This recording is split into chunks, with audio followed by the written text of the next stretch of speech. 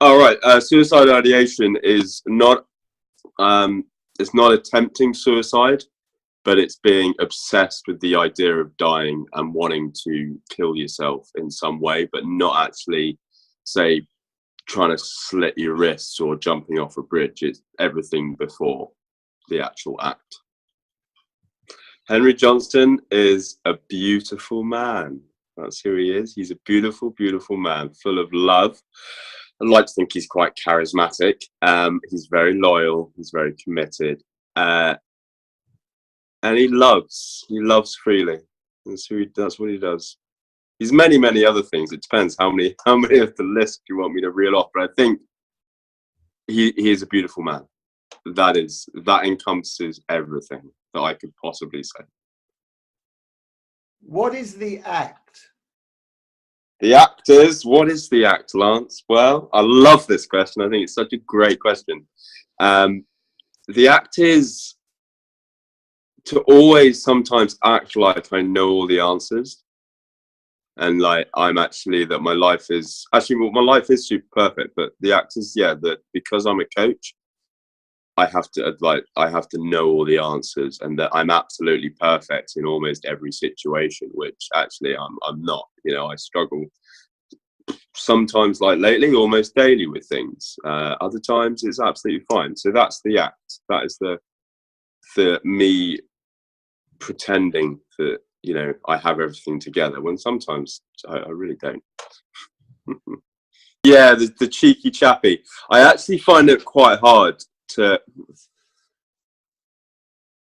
I need to give myself permission for that to come through, because I'm still at a time in my life where I'm like, where is that appropriate? But bit by bit, I've been bringing them in to when I do videos or I speak to people. But it's a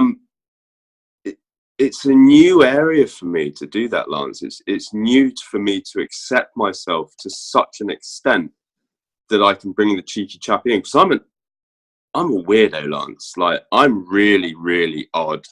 Like the things that I find funny, not a lot of people do find funny.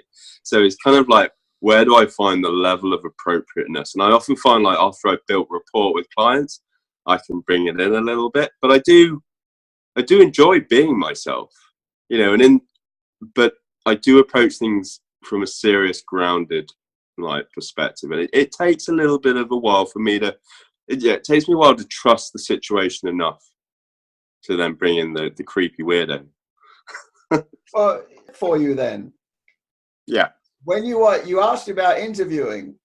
Now, before I interview, for example, when before I start talking to you, I'm the monkey on the microphone.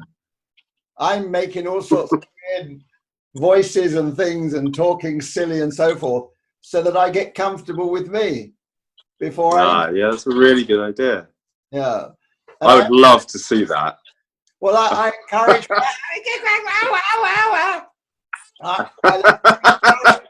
people to stand in front of a mirror and do the monkey, because then when you get in front of a group of people, you're going to talk to somebody, you can't look worse. Anything absolutely is in your head. I was 17 properly, and in addiction terms, I burnt out really quickly. It was 10 years in it, 10 years in recovery. The darkest time that I remember was when I was homeless, and I'd made myself homeless, and my parents we just had no relationship. I had no relationship with my mum, had no relationship with my dad. All my brothers had disowned me, all brought about by my actions and my absolute just stubbornness not to give up drinking and not to give up drugs. And I mentioned this in our last interview, and it actually really helped me to speak about this time. I remember when I was homeless one time, and it was deathly cold, and I really wanted to be near my parents. I had that feeling inside that the inner child wanted to be held. I couldn't find anywhere to be held anywhere.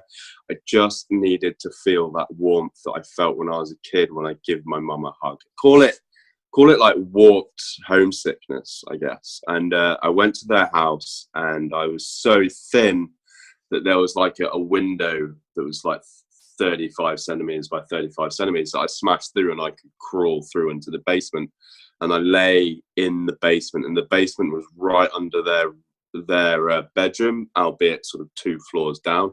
And I just slept there. It was still like incredibly cold there, but I just cuddled up into a ball and put my hood over my head, and I just slept there. And then I crept out sort of 6 in the morning or something. And that was one of my, it was one of the dark moments, you know, and that kind of loneliness and not being able to find the solace of heart that I desperately wanted, but I just couldn't. And it was peppered by violence, self-harm and depression. So those are what the dark years were like. How are you feeling right now? I have a cold, so I'm actually pretty pissed off about having a cold. It makes me sad, you know, to go back to that, because at the moment, you know, my dad's not well. There's kind of fluctuations in the family going on, where people kind of come to terms that he's going to die soon, probably. And there's kind of lots of politics in the family, which are, you know, disagreements between brothers. My mum's really sad. Jobs. There's lots of tumultuous undercurrents going on in my family right now. So when I speak about that, I feel really sad, you know. It's that kind of prelude to having a little cry, which I might do later on this evening in a totally healthy, beautiful way. It's just one of my emotional needs to recognize how I felt. So You have a hug. yeah, I mean, I enjoy it. I think I am probably bouncing off some walls. Like, when I do what I enjoy and I feel good about it, I feel very energetic, and it kind of does cross over into that slight. And when I say mania, I'm talking about like, it's not mania, but I obviously have a capacity for heightened eccentric excitement, which is probably where that goes, because it's just me feeling good. I'm channeling super good time, feel good energy, and I think it's just sending me a little bit, but I really enjoy it. I really like, that's how I know I'm living my purpose. I feel really good and I feel connected to something. That's what it is. I get really energetic when I feel connected to something greater than me. It's a beautiful feeling. Okay.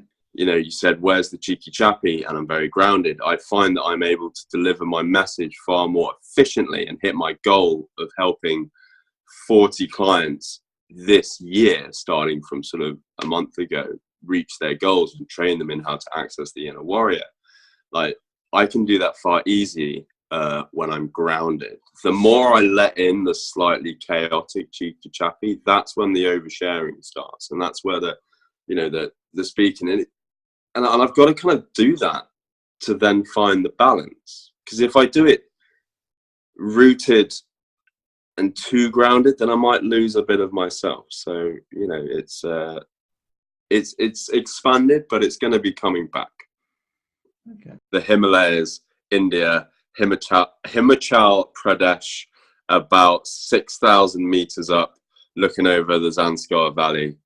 Just life-changingly, bamboozily amazing. Wow, that was Discus. Always like the idea. I kind of like the idea of shot putting, but I tried that, wasn't very good at it. But I just like the idea of throwing a big stone disc really, really far.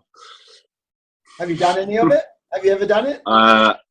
When I was a kid, yeah, like when I was sort of 14 maybe. I didn't really get it, but it's always just stuck in my head of like, yeah, I'd like to give that a go. I think I'd be really good at throwing a disc of stone. Mortal Engines by Philip Reeve. It's a adventure book written for kids. It's about to come out and be a film. I don't know what it's called in the film, but it's about giant hulking cities on tank tracks that eat little other cities, and it's about a young boy who falls in love with a very damaged woman, and they overtake a celebrity who is actually a massive villain. And like, the imagination in it is just stunning, and the messages and the fact that it's got a strong damaged female lead is also something that's hugely attractive, and I just love it. Philip Reeve is who it's by. Absolutely, I've read that book 4 or 5 times, and I will read it many, many, many more times in my life. If man evolved from monkeys, how come we still have monkeys? That's a very, very good point, Lance. Well, maybe man evolved from a certain type of monkey. Thanks a lot for listening. If you're a man and you're struggling and you want to know how to access the part of you which is courageous, determined, and fearless, get in touch. You can find me through Facebook at Henry Johnstone. You can find me on henryjohnston.org, or you can email me at henryjohnston.lifecoach@yahoo.com. And I'm just here to help. You know, if you're struggling with addiction, send me a message. If you're struggling in relationships and being emotional, send me a message. If you feel vulnerable, send me a message. I'm very, very open and very, very friendly, and I'm absolutely here to help. I love you, Lance.